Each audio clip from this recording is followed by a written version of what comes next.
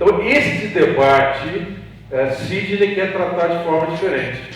Não é de forma reativa, não é confrontando, mas é dizendo, veja bem, nós ajudamos os demais. Nós que trabalhamos com áreas protegidas, protegemos recursos que são benéficos a vocês. Por exemplo, a crise de água agora no centro-sul do país, né? Mais concentrada no sudeste, talvez em São Paulo, mas também com a questão hidrelétrica espalhada um pouco mais. Qual é o papel das áreas protegidas ou qual é o problema de não ter os ecossistemas onde as áreas protegidas têm um papel importante para a consequência que é a falta d'água. Então, as áreas protegidas a serviço da pesquisa, a serviço da oferta de água, da questão do equilíbrio climático e assim por diante, mas também a metodologia. Ou seja, nós desenvolvemos na gestão das áreas protegidas todo o ferramental de ordenamento territorial, de gestão do desenvolvimento de atores sociais e outras coisas que estaria a serviço. Então, o documento final de Sidney, que nós estamos propondo, tem o nome A Promessa de Sidney. Então, é muito menos uma carta reivindicativa do tipo, queremos mais 2% de orçamento, queremos não sei o quê, e muito mais, queremos te ajudar. Você tem uma agenda do quê? De energia hidrelétrica? Como é que a gente pode te ajudar? Como é que as áreas protegidas ajudam? Claro que ao integrar no desenvolvimento, nós queremos que as áreas protegidas sejam integralmente consideradas nesse desenvolvimento e, portanto, respeitadas como tal, tendo um bom orçamento e assim por diante, fazendo parte do plano de desenvolvimento e não apenas um apêndice separado de um ministério, de uma secretaria que trata algo separado. Por que esse movimento todo? Porque, na verdade, o que a gente está sentindo falta é de nos fortalecer, da gente ter uma comunidade interessada em áreas protegidas, que possam ajudar a fazer as coisas acontecerem.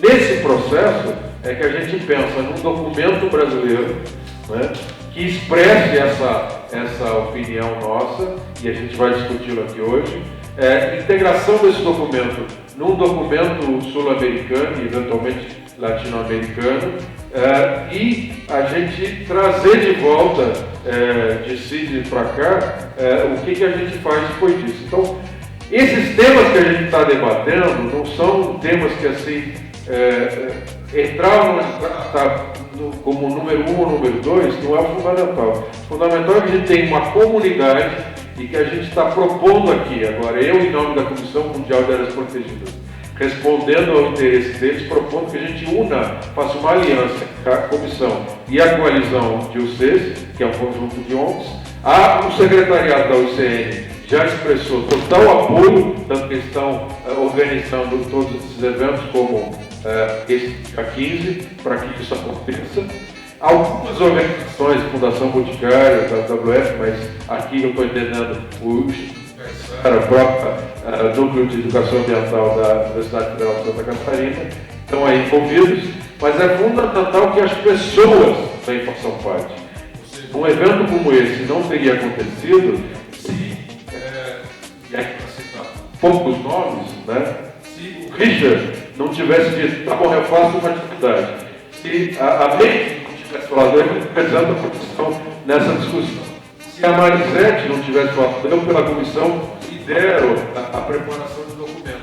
Se a Suzana Prata não tivesse colaborado, inscrito, por exemplo, no Congresso Mundial de Sidney, um espaço que nós estamos chamando hoje de Espaço Brasil.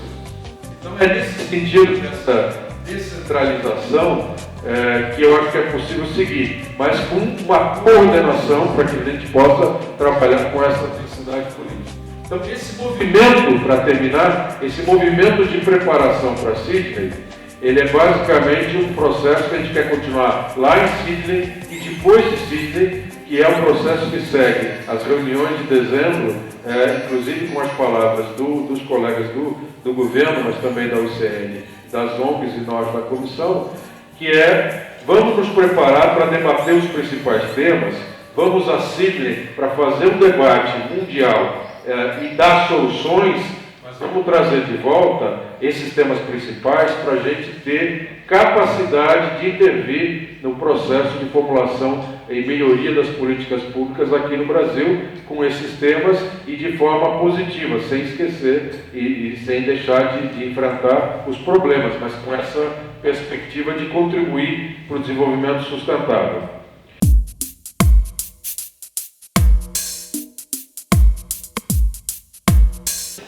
Uh, 35% da água que nós bebemos em todo o Brasil, ela passa diretamente, né, ou é captada dentro de vocês. 80% da energia elétrica gerada no Brasil, isso acontece com água direta ou indiretamente fornecida por unidades de conservação. Extração de borracha nos reservas que nós temos na Amazônia hoje, 16,5 milhões de reais por ano.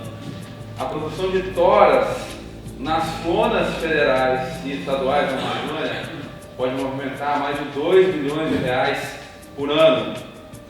O turismo nos parques nacionais pode gerar aí, em curto prazo, até 1,8 bilhão de reais por ano. E, muito importante, esse link com a questão climática, 3 bilhões de toneladas de CO2 não foram emitidas pela criação de unidades de conservação.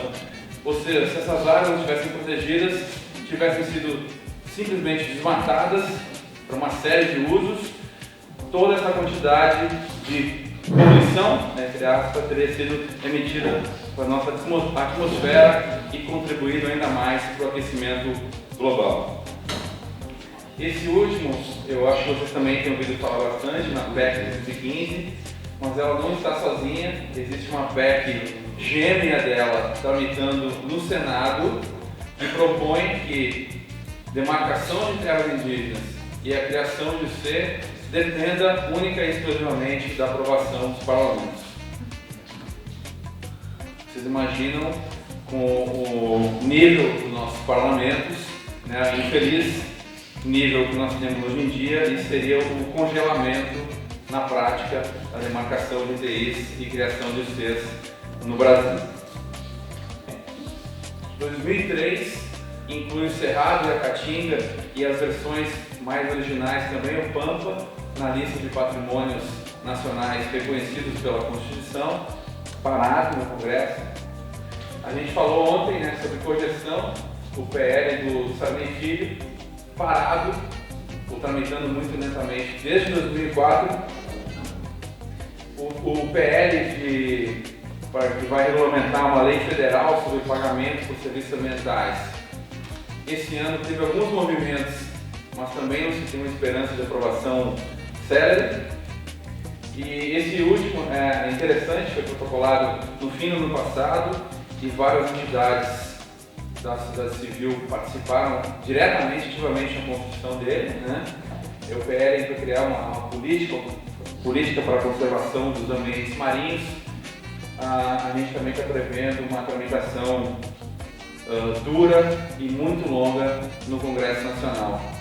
O que a gente pode ver nesses dois exemplos aqui, dois quadros que a gente mostrou, projetos de lei, proposições políticas para prejudicar o SNUP, prejudicar a conservação, têm andado de forma mais séria no Congresso Nacional, enquanto outros que beneficiariam o nosso trabalho, né, o nosso dia a dia e a conservação da natureza e da biodiversidade brasileira enfrentam uma série de obstáculos duríssimos para serem aprovados no Congresso Nacional. Por que isso acontece muitas vezes? É claro que todas as decisões são políticas, mas especialmente no Brasil a gente tem decisões politizadas, com adjetivos diferentes. Isso aconteceu no caso do Código Florestal, onde você tinha um conjunto ótimo de argumentos técnicos, né? Teve mobilização social, mas o que contou foi o peso da pressão política. Só para a gente manter isso na cabeça, porque eu acho que esse é um dos principais desafios que a conservação brasileira tem. Não nos falta recursos, na maioria das vezes, claro que existem extremos, né, em algumas gestões. Não nos falta, eu acho, conhecimento técnico, nos falta a força política, ou como encontrar esse caminho político para tornar os nossos desejos, né, as nossas ideias, em realidades políticas de alcance nacional.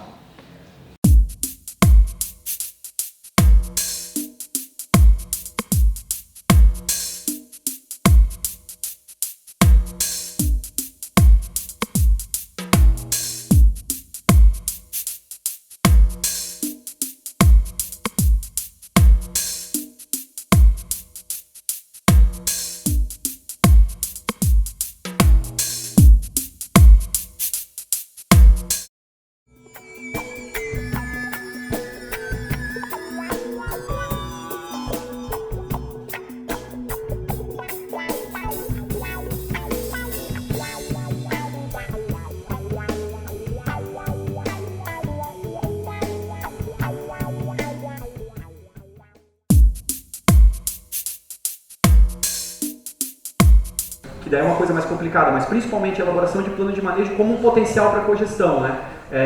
O Guilherme apresentou uma visão um pouco diferente de como isso é feito no Paraná, que é uma coisa mais técnica, né? O órgão elabora um termo de referência e manda o termo de referência e abre-se um edital, e o grupo discutiu que talvez a própria elaboração do plano de manejo ou a construção do termo de referência para elaboração do plano de manejo pode ser um potencial para a cogestão, inclusive a própria elaboração, a constituição do conselho. Foi falado aqui pelo pessoal da Ecopef a questão da compensação, né? Unidades como o Parque Fritz Plauma, que são frutos de compensação, elas vêm já com dinheiro e daí tem que ser feito todo um processo. Então, se você for esperar para ter o plano de manejo, para fazer a cogestão, a gente achou que talvez não seja esse o melhor caminho e que esses pontos de elaboração de plano de manejo e até talvez elaboração, constituição do conselho pode ser um potencial.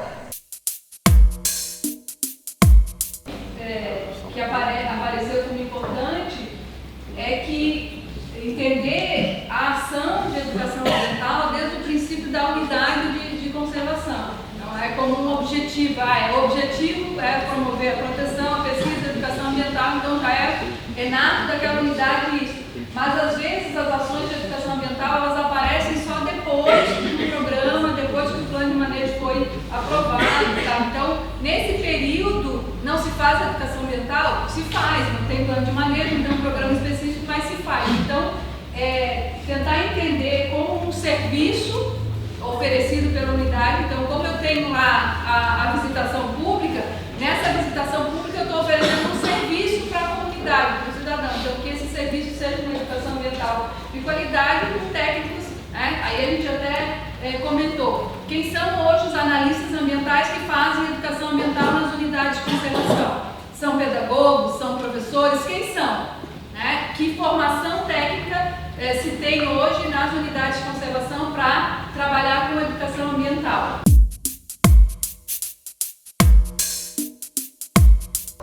E também a gestão da unidade de conservação. Então, que a comunidade do entorno participe também dessa, por exemplo, dos souvenirs. Ela mesma pode ser a criadora, né, daqueles souvenirs da unidade de conservação. Então, essa participação da comunidade que vai estar reconhecendo aquela unidade de conservação. Aí a gente vê também a necessidade de regulamentação dessas parcerias e terceirizações, que hoje não é regulamentado, não existe uma regulamentação para isso. Então, primeiramente, existe essa necessidade. E também de mecanismos de terceirização que vão estar direcionados para terceirização de serviços óbvios para entidades privadas, de serviços para terceirização local e também terceirização para organizações da sociedade civil. Então seriam esses três tipos de terceirização. Esses órgãos que devem observar junto como um sistema com as diferentes do SES, onde este planejamento em prol da conservação ambiental exerce uma pressão positiva sobre o ambiente político no Brasil. Terceiro, correlacionar impactos da conservação ao contexto social e da importância da qualidade de vida das populações urbanas e rurais, assim como questões globais como alimentação e mudanças climáticas. Quarto, levantamento e esclarecimento sobre as interferências de poluentes externos das UCs, para a tomada de decisão sobre a gestão e controle desses pontos de emissão de poluentes que afetam as áreas de unidade de conservação. Quinto, capacitação de municípios para o fortalecimento do SNUC, assim como dar visibilidade às práticas já exercidas por estes municípios, mobilizando-os. Nas áreas marinhas, a gente definiu por áreas costeiro-marinhas, não só marinhas, e passou um pouco de 3, e foi bem discutido isso aí. A Baía de Babitonga, onde já estava no processo de criação de um conselho federal, foi levantado. O mosaico do arquipélago, como o grupo 1 do GT1 falou na criação de mosaicos de UCs, a gente também pensou nisso aí. O arquipélago de Santa Catarina é um mosaico tanto em dimensão federal, municipal, estadual, as 15 UCs que formam esse mosaico estarem protegidas de alguma forma e se complementando. O complexo lacunar do sul de Santa Catarina, com a exército de Ibiraquera, exército Farol e Maruí, e no Rio Grande do Sul, a Lagoa dos Patos e de Osório, e além da região de El Bardão.